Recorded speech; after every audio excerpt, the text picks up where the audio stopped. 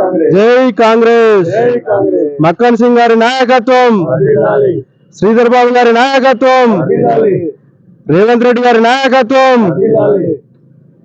ఈరోజు జరిగేటటువంటి సమావేశం ముఖ్య ఉద్దేశం ఏమిటంటే, సింగరేణి కార్మికులకు ఎన్నడూ లేని విధంగా 33% బోనస్ ఇప్పించడం కాంగ్రెస్ ప్రభుత్వ హయాంలోనే జరిగింది.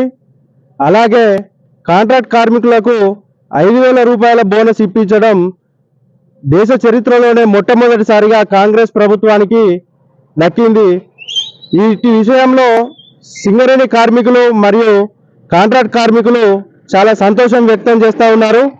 ముఖ్యంగా సింగరేణిలో కాంట్రాక్ట్ కార్మికులు గత 15-20 సంవత్సరాల నుంచి పనిచేస్తూ ఉన్నారు. వారిని ఏ ప్రభుత్వం వారిని ఇంతవరకు పట్టించుకున్న పాపాన పోలేదు. ఈ కాంగ్రెస్ గవర్నమెంట్ వచ్చిన తర్వాత మొట్టమొదటిసారిగా 5,000 బోనస్ ప్రకటించడం చాలా సంతోషకరమైన విషయం. ఈ విషయంలో సింగరేణి కాంట్రాక్ట్ కార్మికులు సుమారుగా 25,000 మంది కాంట్రాక్ట్ కార్మికులు పనిచేస్తూ ఉన్నారు.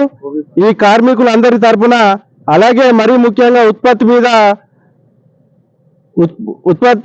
మీద ప్రొడక్షన్ తీస్తున్నటువంటి ఓబీ కాంట్రాక్ట్ కార్మికులు చాలా సంతోషం వ్యక్తం చేస్తూ ఉన్నారు. ఈ కాంట్రాక్ట్ కార్మికులందరి తరపున మేము చాలా సంతోషం వ్యక్తం చేస్తూ ఉన్నాం. ఇంతకుముందు ఉన్నటువంటి నాయకులు ఎప్పుడు కానీ ఈ కాంట్రాక్ట్ కార్మికులను పట్టించుకున్న పాపాన పోలేదు. ఈ 5,000 రూపాయలు బోనస్ ప్రకటించడంతో ఈ నాయకులకు, ఈ మాజీ నాయకులకు అందరికీ కడుపు మంటతో పాటు వీళ్ళు జీర్ణించుకోలేకపోతున్నటువంటి సందర్భం మనం చూస్తూ ఉన్నాం. ఈ నాయకులను ఎట్టి పరిస్థితుల్లో కూడా ఓబీలోకి కానీ కాంట్రాక్ట్ కార్మికుల దగ్గరికి కానీ ఎట్టి పరిస్థితుల్లో కూడా ఇక ముందు రానియకుండా ఉంటామని చెప్పి మేము పకడ్బందీగా హెచ్చరిస్తా ఉన్నాం.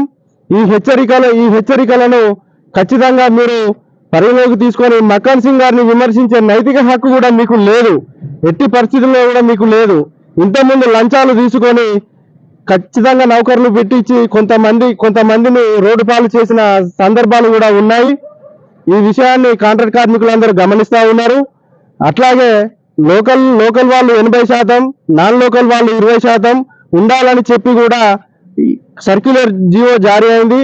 ఇటు విషయాన్ని గౌరవ శాసనసభ్యులు, రామగుండం శాసనసభ్యులు మక్కన్ సింగ్ రాజ్ ఠాకూర్ గారు దీన్ని ఛాలెంజ్ గా తీసుకొని వారు పనిచేస్తూ ఉన్నారు.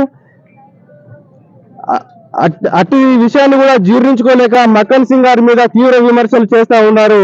దీన్ని కార్మిక లోకం అంతా తిప్పికొడతా ఉన్నది.